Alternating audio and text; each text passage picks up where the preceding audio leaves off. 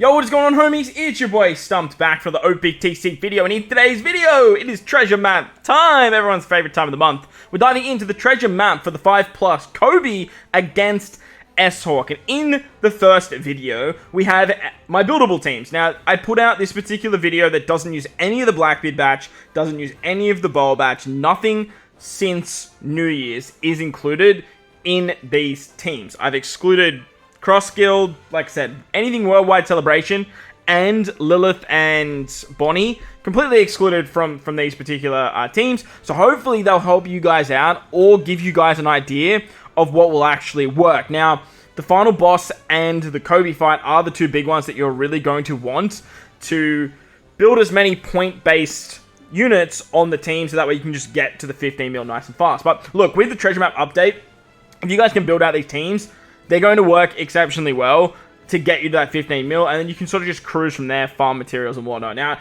if you guys can't beat this treasure map in New World, don't be discouraged.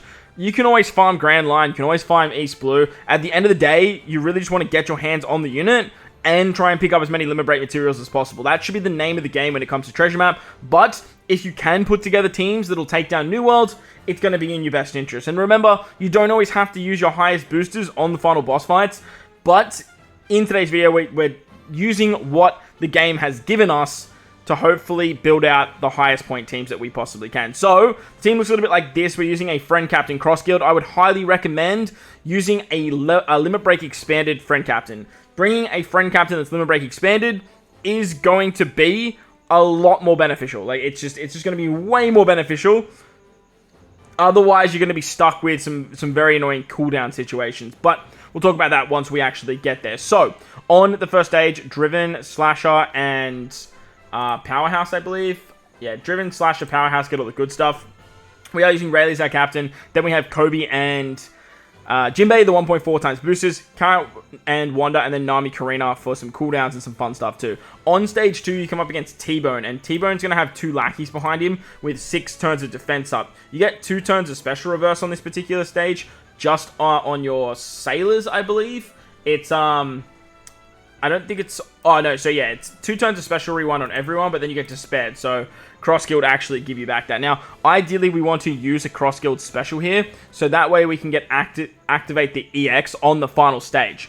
To remove the defense up, we're going to be utilizing the special of Carrot and Wanda. Carrot and Wanda will not only set defense to 0, but they're going to give 3 turns of cooldowns. Now, the upside to the 3 turns of cooldown is that even if your Cross Guild friend captain isn't limit break expanded, you're going to get all 3 turns. It's going to work very, very nicely, and you can have them ready to go for the final stage. Now, remember, on this particular turn as well, you can actually get the cooldowns with Cross Guild if you tap and kill with any unit that is missing its cooldowns. As you guys saw there, Giampier and Carrot Wanda both got cooldowns because we killed something with the set target, or Giampier didn't, I don't think. I think he got cooldowns from Carrot Wanda, but Carrot Wanda being a Slasher or Driven, they actually get the cooldowns there. You can do the same thing with Cross Guild, but when you move into the final stage, you get another 2 turns of special reverse. Now, this is why we wanted to have access to the EX special. Utilizing the EX special is going to give the 2 turns of cooldown for Cross Guild. There's 6 turns of paralysis here and 6 turns of damage reduction. So this is where the Nami variant of Nami Karina works exceptionally well, because with Nami Karina, you can actually remove the damage reduction and the paralysis. Utilizing Cross Guild on this stage 2 is going to give you an orb buff. Nami's going to give you an attack buff. And then you can use the special of Krooby to give 1 turn of cooldown. Use the Carrot Wanda special once again to give another turn of cooldown. And then you're going to have your special of Cross Guild ready to go once again. Now, if you guys don't have a limit break expanded Cross Guild, you don't have to do everything you just saw there.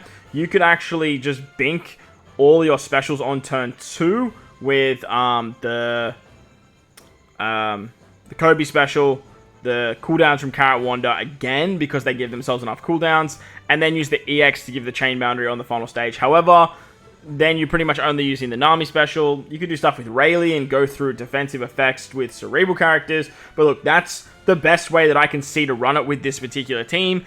if you don't have a Limit Break expanded friend captain, you are just going to lack quite a bit of damage. Now, ideally put Nami Karina, like, in the middle slot there, so that way you're giving the G-Orbs to your captains and whatnot. But you guys should get some pretty easy orbs, just with generic rolls, Rayleigh giving orbs as well. You could just use Rayleigh on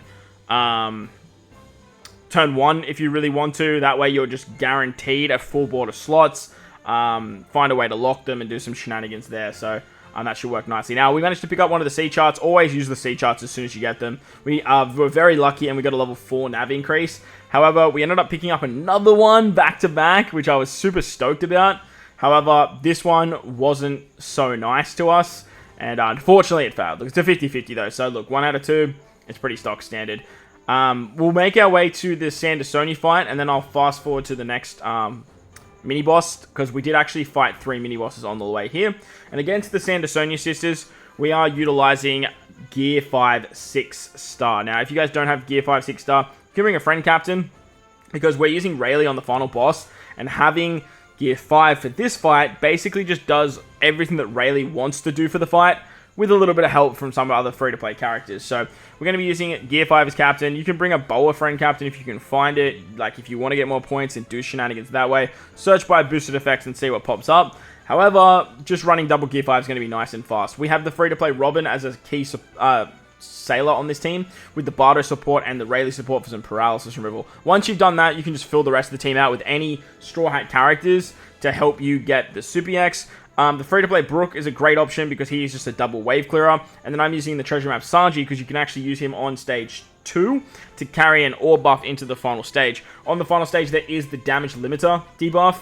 Shiroshi Mancherry is a really good character to get around this if you want to get around it. Or you can just basically limit yourself to the 2 specials and bring enough damage. However, you are going to need to use the Robin special on the final stage. She's going to rotate the block orb. She's going to get rid of the attack down. Using the EX of Luffy is going to go through the defensive effects because there is a damage nullification, which is very, very annoying. So the team works very, very nicely. Gear 5 just showing why he's so valuable in basically every single game mode.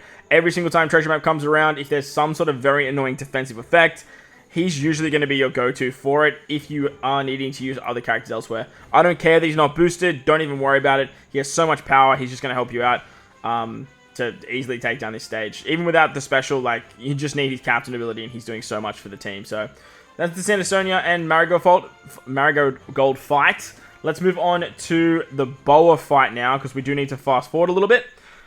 Save us sort of moving around the map. Alright, so here we are against Boa, and we're towards the back end of the map, and we are using Double Rush Kaido, another unit that isn't actually boosted. But if you guys have like Blackbeard, you could use Blackbeard. However, if you have Blackbeard, you probably want to use him on the final boss because he's a 1.4 times booster.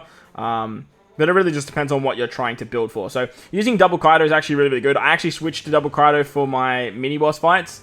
And that way I can bring Blackbeard on my team. And then use Blackbeard as a leader for the intrusion. But for this fight, we're utilizing Kaido because he actually gets the 5 turns of cooldown. And then if you have a ship that gives 2 turns of cooldown with a Limit Break expanded Kaido, you actually get the special ready at the start of the fight. With this, you can actually use Kaido as your wave clearer. However, you do have his EX ability available to you, so that way you can actually get the cooldowns there as well, but he does end of turn damage, so like in theory you could just tap with any single one of your units, and the end of turn damage from Kaido is actually going to kill everyone as well. I always find swiping down and swiping up is just a little bit more manageable, it's a little bit faster, but if you're doing something like cooking dinner or whatnot, you can always just, like I said, single tap. On the final stage against Boa, she's going to give you attack down, special bind, and she puts up threshold, defense up, a barrier. It's just a whole bunch of nasty stuff. So Perispero can get around the threshold, adding 2 turns of the defense up. That way we can use Conjuro to remove the rest of the defense up. We have the Legend ulti to remove special bind and attack down. Plus, both of them will trigger the Kaido rush and EX and all that fun stuff. But we have the lead performance here if you guys want to do some stuff there. But you get color affinity with Conjuro as well, and you get some base stats and whatnot with ulti. If you guys don't have Legend ulti, you can easily just use like Rare Recruit King and then replace the lead performance as well. He's going to give you an attack boost, and that should actually work really, really nicely as well. He's a character that I'm using on my team for Hancock as well. So there's that Rare Recruit option. Both of them are boosted, so like it's not really going to matter which one you use. Or if you don't have the ship maxed, you could always use that king because he's got 1 turn less cooldown as well. So very, very good rare recruit. And the Kaido team, it works exceptionally well. So hopefully it helps you guys out and makes your runs nice and fast. Alright, moving into the boss fights now. This is where the good stuff is. We're going to take on Helmeppo first. And against Helmeppo, we're utilizing a double kid team. Now, I did include Law as a sailor because I did want to talk about Law. He's basically just built for this content. His super type is just going to cover you for everything you need to worry about on the final stage. The attack down, the paralysis, it's all super hunky-dory. For us, I am going to be using double kid because Law wasn't on the New Year's banners. And unless you're a long-term player that's picked him up on another Super Sugo Fest, this particular unit is probably one that not a lot of people just have access to. However, if you do have him, you can easily just use him as your captain and then just bring another wave clearer. There's a free-to-play Jimbei, I believe, that could work really, really nicely. He should be able to like cut your HP and whatnot. But Law is just going to work great. However, if you don't have Law, you can just run the 5+ kid from the Kazuna that we had for the trading card celebration. It was only a couple months ago, so if you are super fresh to the game, you may not have this kid and you may need to do some other stuff. But look, this is the first mini boss fight and you can pretty much bring anything you like. Everything gets cooldown. But on the final stage, there's 3 turns of attack down, 3 turns of paralysis, and Kid will just take care of the paralysis for you. We have the support of Luffy and Arena Frankie, so that way you get around the 3 turns of attack down, and it all works out pretty nicely.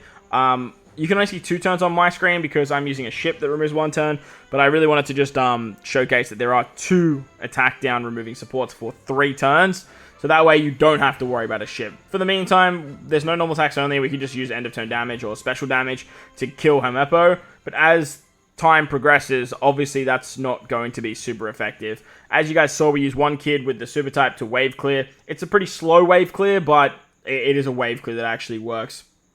Moving on to the final mini-boss fight that we didn't take on, I believe it's Rayleigh.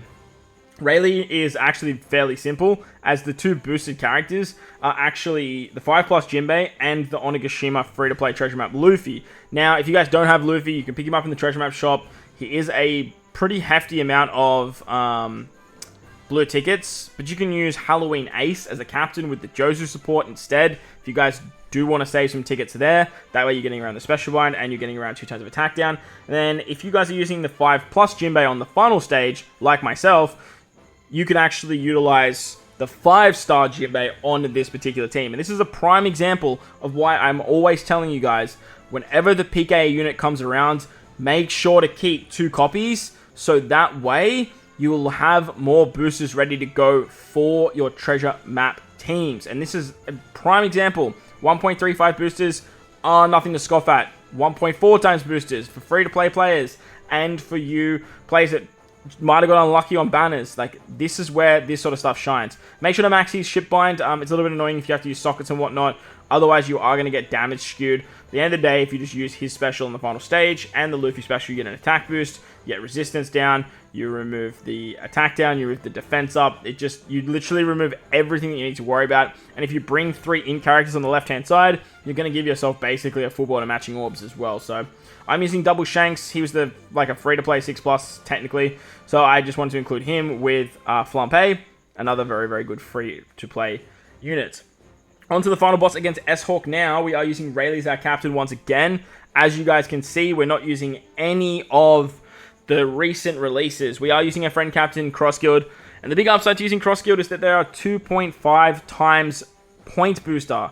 2.5 times boost is massive. We never see 2.5 times. It's always like 2.2. And for a legend who's very, very good for the content, you really want to make sure you're bringing an S-Hawk friend captain. And obviously, a lot of people summoned because it's a anniversary exclusive legend. So if you are a more established player, you should be able to find a friend captain Cross Guild fairly easily. If not, you need to hit up the Discords, hit up the friend captains, because like you should easily be able to find one. So on turn 1, we're just going to basically burst our way through the turtles, and then we can move on to S-Hawk on stage 2. Now, on stage 2, with this particular team, we're going to remove the 5 turns of burn with our Whitebeard. Another prime example of why you should be keeping 2 copies of your PKA units, because we have type advantage and he's a slasher. Plus, he can use the Jozu support, so he not only removes the bind, but he's also going to remove 1 turn of defense up. Then we can use the 5+ Jimbei to remove the rest of the defense up and we can use one of our cross-guild specials here. The reason we're only using one cross-guild special here is because we need to get the EX ability ready to go for the final stage. And it's very annoying because the cross-guild special, or EX special, only activates when you kill an enemy with the set target. So as you guys will see here, you can just hit with cross-guild second. Mihawk, S-Hawk doesn't have a lot of HP. You have the set target debuff and a chain boundary. So when you kill with S-Hawk, you get 2 turns of cooldown. Very, very nice ability, so that way you can get your cooldowns back. I'm using a Limit Break Expanded Friend Captain once again, so just be mindful of that. If your cooldowns are a little off, you just got to make sure that your Friend Captains are Limit Break Expanded. I have taken that into consideration, though, and I have tried to build around not having Limit Break Expansion as a Friend Captain, but look, that can be very, very challenging. You get to spare it on the final stage, so Cross Guild will turn that into 2 turns of cooldown. You get a full board of poison sockets, so make sure you have your poison sockets maxed. Something I didn't mention, you need to make sure you have maxed poison sockets. That is going to turn all of the poison orbs damage into negative damage. It's not going to hurt you.